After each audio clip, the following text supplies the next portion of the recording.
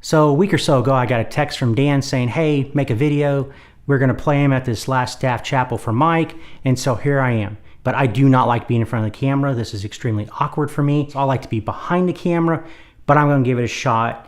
You guys make this, no, it's not easy, so I can't even say that. One of my first moments of realization of who Mike Slaughter was, I'd been on staff for only a few months. It was late in 2003. It was a Sunday between worship celebrations.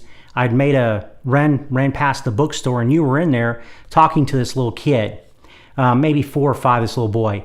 And you were saying something to him or whatever, and he just looked up at you and said, my grandpa said, I don't have to listen to you unless you're on stage. But what I thought was even funnier was, it was John Jung's grandson.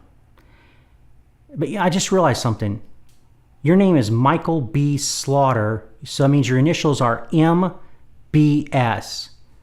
Master of Bull. Mike, you and I have traveled to 75 plus speaking engagements together, and you had this rule that if it was within 5 hours, we would drive it, which meant we had a lot of alone time, one-on-one time, a lot of awkward conversations, many of which I'm still trying to forget. A lot of good times, a lot of funny times, a lot of Miss Dairy Queen DQ blizzards. We've walked through 3 cemeteries together.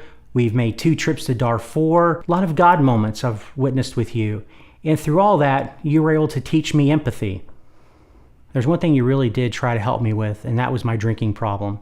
It's not something I really like to talk about. It's not something I'm proud of.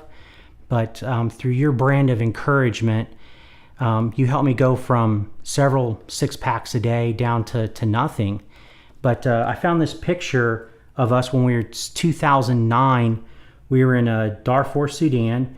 We had a layover, I forget where, and we stayed at for several hours, we stayed at a UN compound, I think of Pakistanis.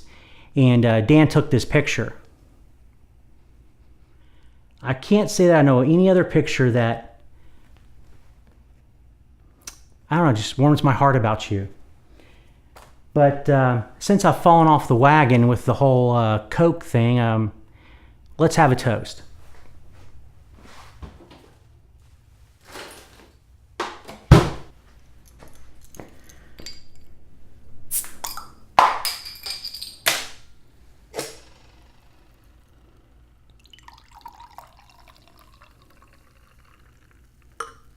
Oh, that sounds good.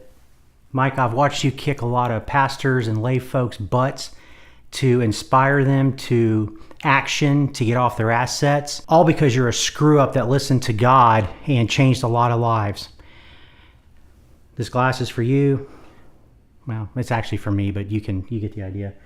May the next 35 years be full of awkward moments where you piss off a lot of people and you set more pastors and lay folk on fire for God. God bless. That's it. I can't do this anymore because that's like, I don't know how many I've drunk already today.